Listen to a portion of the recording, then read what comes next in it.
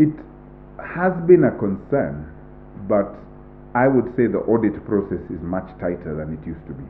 For example, you cannot suddenly wake up and claim to be an AGPO firm if 70% of your share capital is not vested in youth, women, or persons living with disabilities. And 100% of your directorship has to be with those persons. So if you showed up today suddenly with a briefcase entity, for example, you'd have to have your person with disabilities registered and with a certificate showing that is a person with disabilities. So it's becoming increasingly difficult. And then with the publication of tenders on the online portal, then you increase the transparency. Having said that, of course, there's people who try and get around it.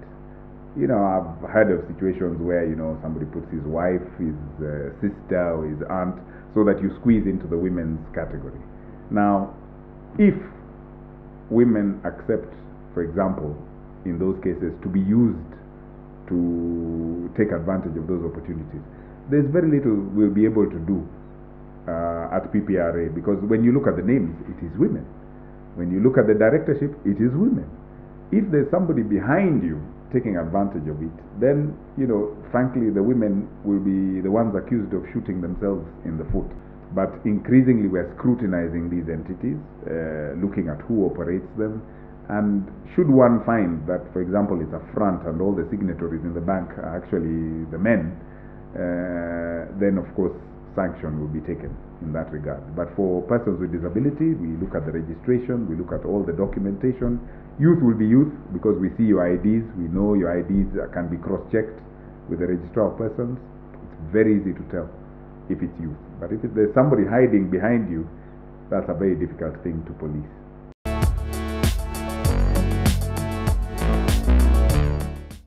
I think there's two things.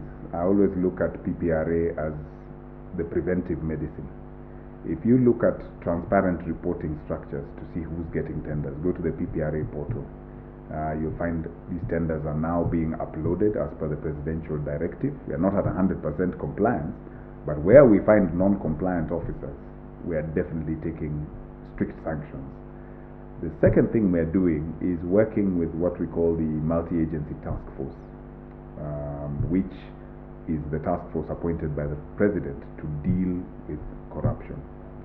Now, corruption is one of those things that if people do not see that it will be met with very severe sanctions and there will be consequences, nobody responds to it.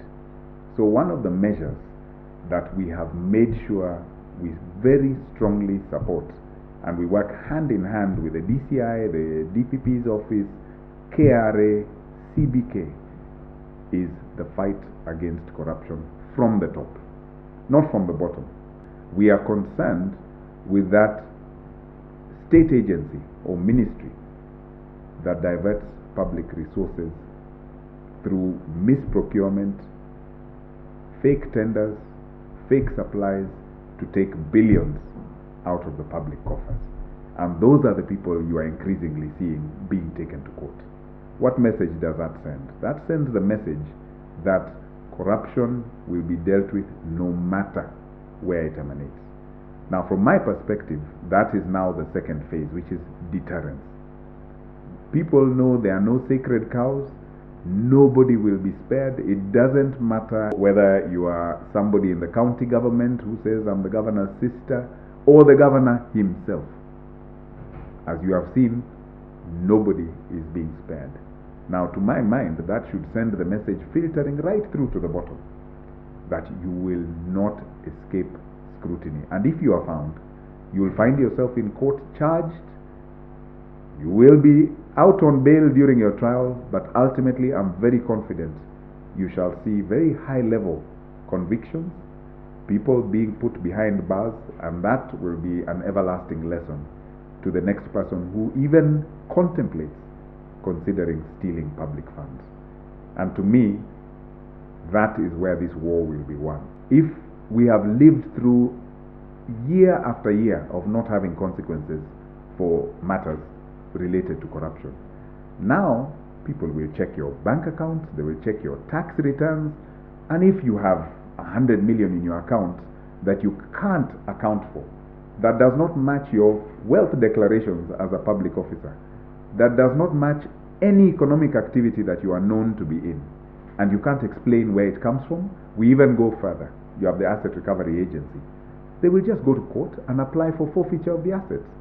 Whether we can pin it down to a specific act of corruption is irrelevant. If you can't explain your wealth, the only conclusion is that you stole it.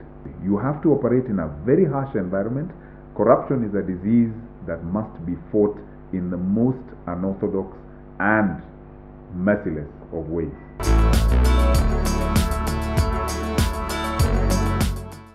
I think the beauty with AGPO is that it should be able to advertise itself. If you say come from Nakuru County like I do, and you know your neighbor, a young man who has started some enterprise, is able to supply the county government with something, and you see his life or her life improving, that becomes the advert for AGPO. Because everybody will know, oh, that business this person does is XYZ, he supplies the county government, his lifestyle has moved from here to here, or her life has, she's been able to build this home, or she's been able to develop this shop from a kiosk to a more permanent supermarket. Those stories of success, to me, should become self-advertising. Because people who grow in business, and this is the beauty with keeping supplies local. When you keep supplies local, money circulates within our economy. And that money circulating, say, within the economy of Narok County is going to be felt within Narok County. The young person who makes money in Narok, spends it in Narok, builds a house in Narok, grows Narok as an economy. To me, that's a cycle that we have to encourage, because it builds its own momentum.